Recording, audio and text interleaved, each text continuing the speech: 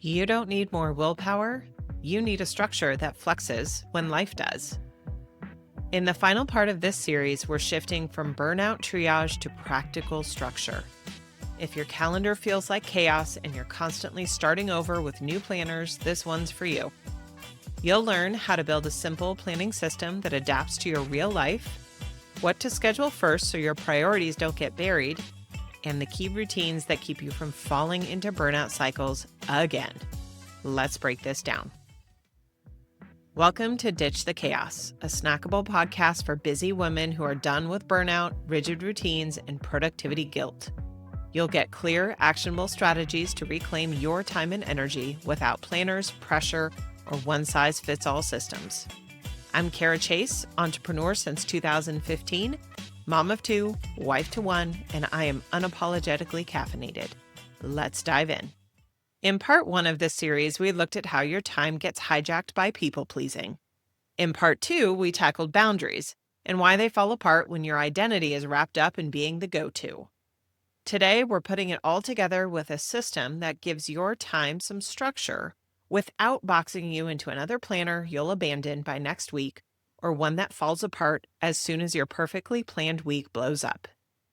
This episode is all action. You're going to want to download and save it so you can implement it as soon as you can. Let's start with the power hour. Every day, I want you to block 1 hour for work that matters to you. Not inboxes, not other people's priorities, not the admin pile. This is for the stuff that moves the needle. Your business, your goals, your creative work, a home project, whatever you really want to get done. And yes, some days this won't happen because life happens, but the habit of carving out protected time changes how you show up slowly but surely. You're building a system that makes progress possible, even when your schedule isn't perfect. Next, I want you to theme your days. Theme days create mental containers for your time. Instead of bouncing between wildly different tasks all day, like client calls and bookkeeping and content planning and email, you give your brain one clear focus. It's an anchor. This is how you cut down on two major energy drains: decision fatigue and context switching. Decision fatigue happens when your brain gets worn out from making 100 tiny choices. What should I do next? Should I respond to emails or outline that project? Should I batch content or catch up on admin? By the end of the day, your brain is done. Not because you've done too much, but because you've had to decide too much. Context switching is the productivity killer that hides in plain sight. Every time you shift gears from a strategy session to creating an invoice, to editing a podcast, to reviewing someone else's work, to prepping your lunch, to changing the laundry, you lose momentum. Your brain takes time to reorient, and that's why multitasking feels busy, but rarely is actually productive. Theme days solve both, and here's how to start. You want to look at the types of work you repeat each week and group them together. For example, Mondays can be for planning and admin work. Tuesdays could be for your client calls or deep work on projects.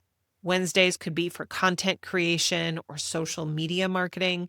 Fridays could be catch up and wrap up, whatever makes sense for you and your life. You don't need a rigid template. You're not locking yourself into a schedule. You're removing the constant "what should I do next" mental spiral. And no, I'm not expecting you to spend your entire day on one theme because life doesn't work like that. You're still going to have to answer emails. You're still going to get interrupted. The goal here is to create anchors. So anytime you get a free block on your calendar or you have space between the last thing you did and the next thing you have to do, you already know what kind of work to plug in. If it's Tuesday and your theme is client calls or deep work on a project, you're not opening your inbox and frittering your time away clicking around. You already know what kind of task belongs in that block.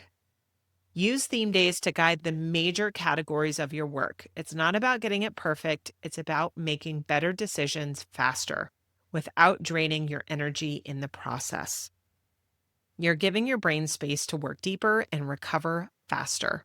This one change can add hours of usable focus time back into your week. Once you practice and learn how to use theme days, you might find that this works for your personal life as well.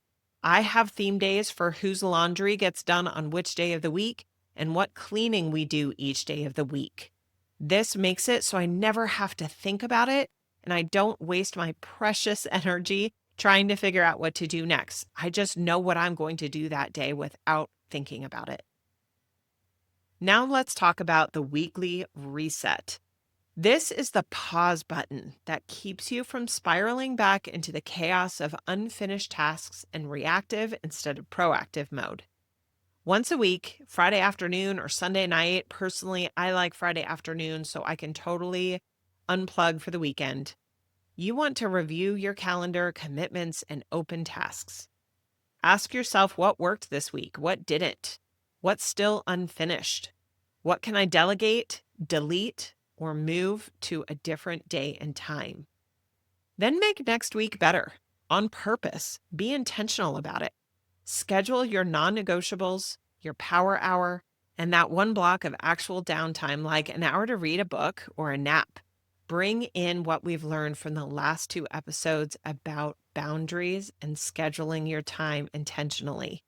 If you're not planning for rest and reviewing what works and what doesn't, then what you're actually planning for is burnout. The last part of this is to use your calendar as a boundary. This is where it all comes together and what we touched on in the last episode.